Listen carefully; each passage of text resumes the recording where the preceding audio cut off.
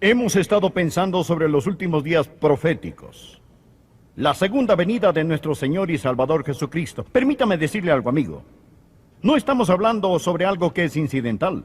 Estamos hablando de una doctrina fundamental de la palabra de Dios. En el Antiguo Testamento, la segunda venida de Jesucristo se menciona 1200 veces.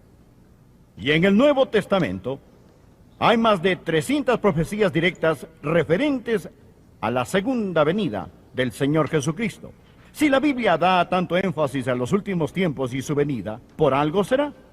Vivimos en un mundo que quiere conocer el futuro. El hombre siempre ha tenido un intenso deseo de profetizar y mirar el futuro. Por ello tenemos todo tipo de los tan llamados clarividentes, médiums, pronosticadores, también astrólogos, y esos que pretenden adivinar el futuro. Pero ellos cometen algunos errores colosales. El único libro que da en lo cierto 100% es la palabra de Dios. La Biblia dice, tenemos la palabra profética más segura. Y quiero decir acerca de la Biblia que muchas veces la gente dice que la Biblia está actualizada. Amigo, la Biblia está adelantada. Está más que actualizada, mucho más, ya que no solo encaja con los titulares del periódico de hoy, sino con los titulares de mañana, aun cuando estos no han sido escritos. Uno de los grandes capítulos en profecía es Mateo 24. Le invito a leer el versículo 1. Cuando Jesús salió del templo y se iba, se acercaron sus discípulos para mostrarle los edificios del templo. Respondiendo él, les dijo, ¿veis todo esto? De cierto os digo que no quedará aquí piedra sobre piedra que no sea derribada. Si usted visita Jerusalén hoy y va al monte del templo, usted dirá, sí, Señor, tú tenías toda la razón. Hoy en día usted puede visitar las ruinas de otros templos y estos aún están allí, pero no así con las ruinas de este templo, ni una sola piedra quedó sobre otra. Y estando él sentado en el monte de los olivos, los discípulos se le acercaron aparte diciendo, dinos, ¿cuándo serán estas cosas? Es decir, ¿cuándo será destruido el templo? ¿Y qué señal habrá de tu venida? La palabra venida aquí es perusia, y literalmente significa, ¿cuál será la señal cuando tú, Señor Jesús, vengas a tomar el poder? La palabra perusia significa tomar el poder, estar presente, gobernar, reinar como un rey. ¿Cuándo, Señor, tomarás el reino que te pertenece? Luego ellos preguntaron, ¿cuándo iba a ser el final del mundo? Cuando él dice el fin del siglo, y del fin del siglo, la palabra para siglo allí literalmente significa el tiempo. Es la palabra griega aión, de donde sacamos la palabra española eón. No está hablando sobre la desintegración del planeta Tierra, sino cuándo ese tiempo, esa dispensación se va a terminar. ¿Cuándo va a ser destruido el templo? Señor Jesús, ¿cuándo vas a venir? ¿Cuándo gobernarás y reinarás? ¿Cuándo terminará este tiempo presente? Esa es la pregunta que ellos están haciendo. Y si usted quiere entender el capítulo 24 de Mateo, tiene que entender el trasfondo en el cual ellos están haciendo esta importantísima pregunta.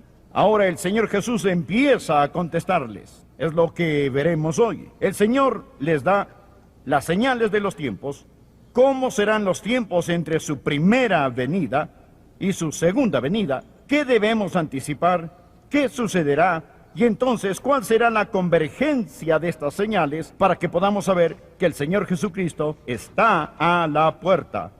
Permítame darle estas señales. Utilizaré la letra D para que pueda recordarlas fácilmente. La primera, las decepciones. Esa es la primera señal. Los engaños. Por favor, mire el versículo 4 y 5. Respondiendo Jesús les dijo, mirad que nadie os engañe, porque vendrán muchos en mi nombre, diciendo yo soy el Cristo, y a muchos engañarán. Los engañadores y engaños son una de las señales de los últimos días. Por favor, anote al margen.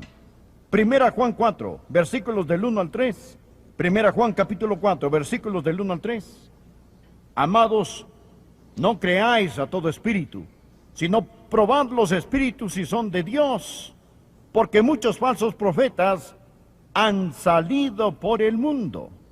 En esto conoced el Espíritu de Dios. Todo espíritu que confiesa que Jesucristo ha venido en carne es de Dios. Es decir, no busquen a otro Mesías, no busquen a otro Cristo. El Señor Jesucristo ya vino en la carne. Ese es el Espíritu de Dios. Ahora, continuemos con el versículo 3. Y todo espíritu que no confiese que Jesucristo ha venido en carne no es de Dios. Y este es el espíritu del anticristo, el cual vosotros habéis oído que viene y que ahora ya está en el mundo. Ya está en el mundo. Es decir, ya existen muchos anticristos en el mundo hoy. Como lo hemos visto antes, un anticristo quiere decir alguien que viene en contra de Cristo y en lugar de Cristo. El prefijo anti, A-N-T-I, significa en lugar de y en contra de. Significa las dos cosas al mismo tiempo. ¿Se ha cumplido esta profecía? ¿Se está cumpliendo? Bien se nos dice que en nuestra generación, muchos de los que tenemos por lo menos 50 años, no todos, pero muchos, en los últimos 50 años, no menos de 1,100 personas realmente importantes han declarado ser Cristo. En los últimos 50 años han declarado ser el Cristo y el Salvador del mundo. Es algo asombroso lo que la gente llega a creer. Algunos creerán que hay una nave espacial en la cola del cometa Hale-Bopp, y si se suicidan podrán seguir a su falso Mesías a un supuesto cielo glorioso. Es asombroso lo que la gente llega a creer. Pero Jesús dijo que estos días están marcados por engaños y falsos cristos. Y la Biblia dice que no debemos creer a todo espíritu. Es por eso que debemos saturarnos de la verdad revelada en la palabra de Dios. Ahora, bien, señal número 2. Señal número 2. No solo decepciones, señal número 1, pero divisiones. Las divisiones, señal número 2. Mire los versículos 6 y 7, por favor. Y oiréis de guerras y rumores de guerras. Mirad que no os turbéis, porque es necesario que todo esto acontezca, pero aún no es el fin. Porque se levantarán nación contra nación y reino contra reino. Hagamos una pausa. Hablemos sobre las divisiones. Es decir, las personas a través de los siglos nunca resolverán el problema de la guerra.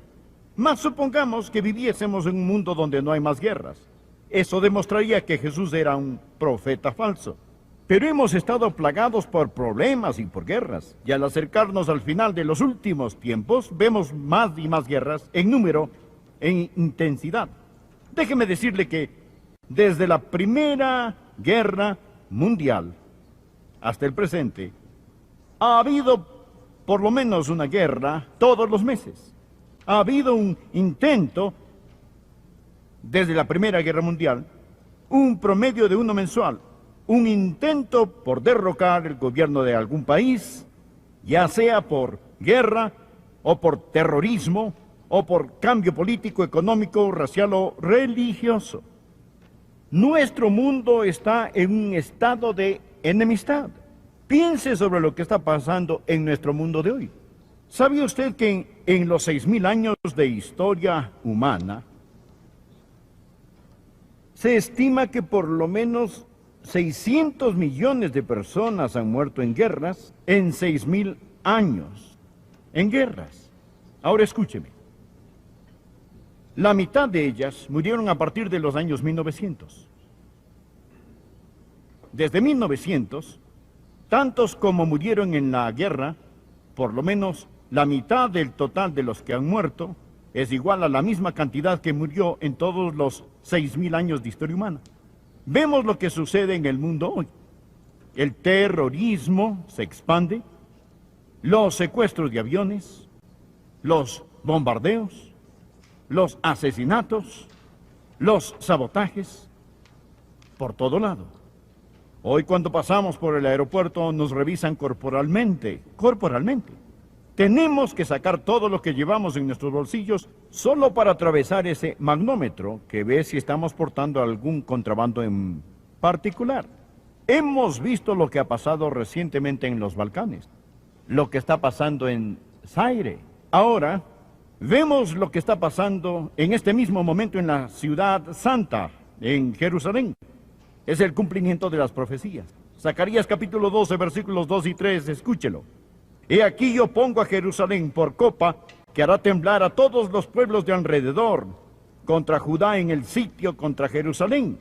Y en aquel día yo pondré a Jerusalén por piedra pesada a todos los pueblos. Amigos, esa escritura se está cumpliendo ante nuestros propios ojos. Vaya a casa, tome el periódico y léalo. Nuestro Señor, en primer lugar, dijo que habrá decepciones. Segundo, que habrá divisiones. La tercera señal, habrá desastres. Leamos los versículos 7 y 8 del mismo capítulo. La última parte del versículo 7, y habrá pestes, y hambres, y terremotos en diferentes lugares. Nuestro Señor Jesús miró por el túnel del tiempo, y el Señor Jesús sabía que el hombre, con todo su ingenio, sabiduría e ingeniosidad, con todos sus conocimientos agrícolas, no podía resolver el problema de la comida. Él sabía que el hambre se extendería por toda la tierra. ¿Sabe usted que hoy, en esta tan llamada sociedad moderna,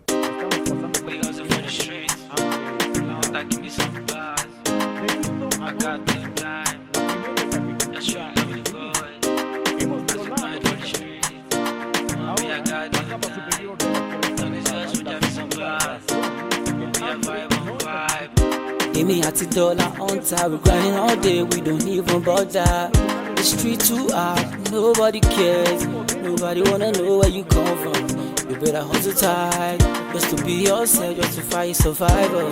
The daily survivor, will survive. If not for God, oh, where have a day today? If not for Jesus, where have a day? If not for God, oh, I'm aware of a day. If not for Edumare, where have a day today? Some just they pray for my debts, then they pray make I fall, then they pray make I go down, slow down, on a slow mo. The hustle so tight, the street so high, nobody to help you, you got to hustle and help yourself. We do it all day without the help of nobody. We still surviving for the streets, artists still hard. No time, no darling. We shall go survive. We survive, we survive, we must survive. En este capítulo 6 de Apocalipsis, la Biblia dice que el día vendrá cuando 1 kilo de trigo costará el salario de un día.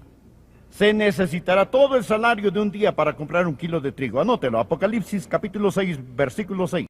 Y oí una voz de en medio de los 4 seres vivientes que decía: 2 libras de trigo por 1 denario y 6 libras de cebada por 1 denario. Ahora, note que dice 2 libras de trigo por 1 denario. La moneda era el denario, que era usado como el salario de un día. Se necesitará para comprar en los días que están por venir todo lo que se gana en un día para comprar una medida de trigo. Pero no solo hambres, sino también terremotos. Jesús dijo que serían parte de las señales de su venida y del final de los tiempos. Estos han aumentado en forma dramática en los últimos años.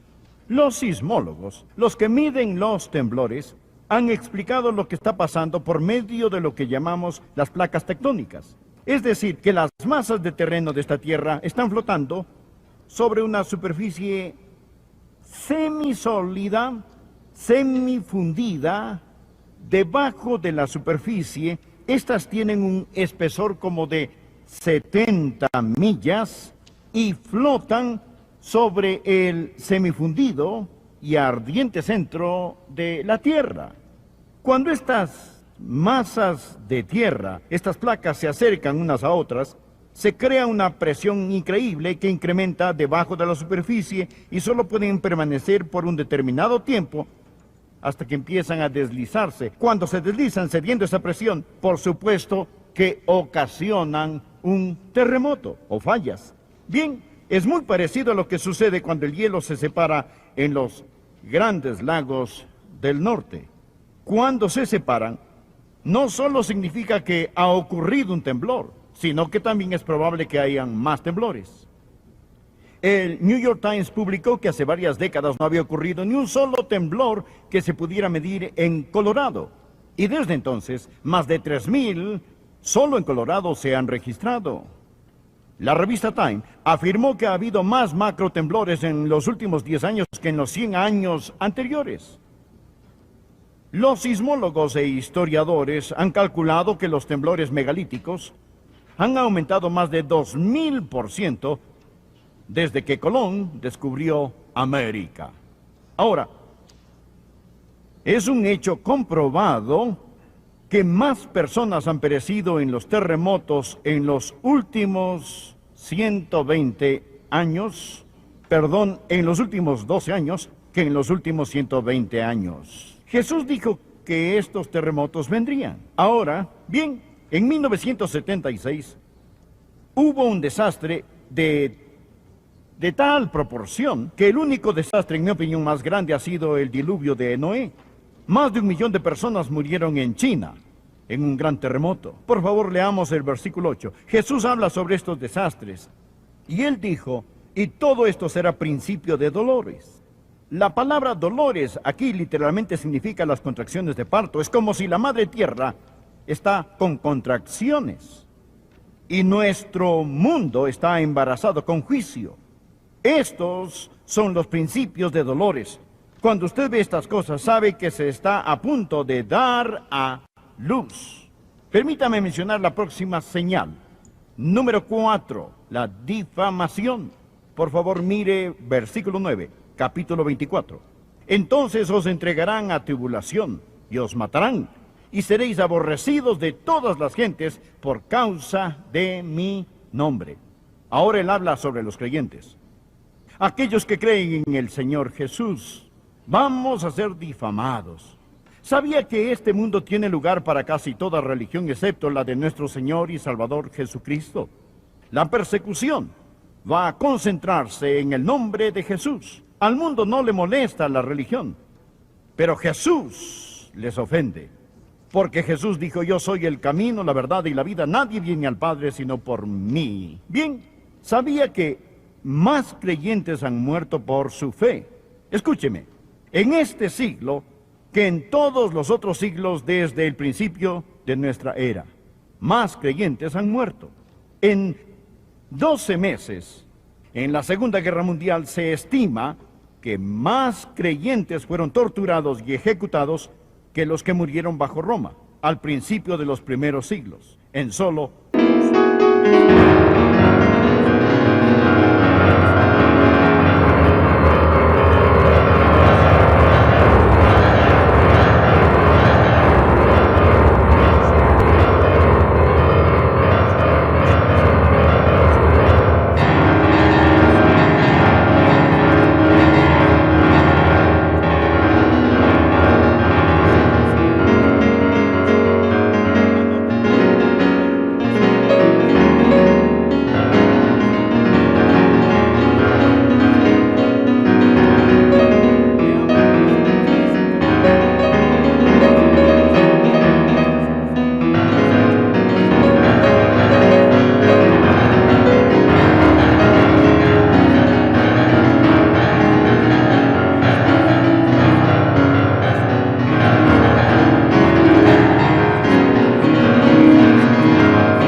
Dice, y será predicado este evangelio del reino en todo el mundo, para testimonio a todas las naciones. Significa toda tribu, toda raza, y entonces vendrá el fin. Todo lo que mencionamos ha existido a lo largo de todos los siglos. Pero luego él dice que vendrá una señal especial. Esa es la señal última. Este es el golpe de gracia. Es cuando el evangelio se predicará alrededor del mundo. Esto era imposible en los otros siglos, excepto en el nuestro, y ya se ha cumplido en nuestra época. Piense sobre lo que está pasando en esta generación, a través de la radio, la televisión, los libros, las cintas, los folletos y las cruzadas. Todo el mundo ha oído el evangelio de Jesucristo. No toda persona, pero toda nación, toda raza ha escuchado. Acabo de recibir un mensaje de Bill Bright, un gran amigo mío, y él me invita a ir y celebrar el cumplimiento de la gran comisión al haber llevado el evangelio de Jesucristo alrededor del mundo. Su invitación dice Nueva Vida 2000. Se ha llevado a cabo en 220 países que representan el 98% de la población mundial. Más de 2.000 millones de personas han sido expuestas al Evangelio. 850 millones han visto la película Jesús. Yo recuerdo cuando hace varios años Billy Graham preparó la transmisión masiva más grande de la televisión, algo que nunca antes se había hecho desde el Caribe, y todas las naciones alrededor del mundo oyeron el Evangelio de Jesucristo. Nuestro propio ministerio, El Amor que Vale, está siendo transmitido a unos 70 países alrededor del mundo, incluyendo el Medio Oriente. Transmitimos en China. Mundialmente se está predicando el Evangelio de Jesucristo. Note lo que nuestro Señor dice en el versículo 14. Y será predicado este Evangelio del reino en todo el mundo para testimonio a todas las naciones, y entonces vendrá el fin. Señoras y señores, ¿qué significa todo esto? ¿Qué significa para mí y para usted? Déjeme decirle lo que significa. Significa, en primer lugar, que usted puede confiar en la palabra de Dios. Significa, en segundo lugar, que Jesucristo está por regresar. El fin del mundo está por suceder y será mejor que traigamos gente a Jesucristo. En tercer lugar, significa que aquellos de nosotros que conocemos y amamos al Señor Jesucristo debemos estar creciendo en nuestro caminar.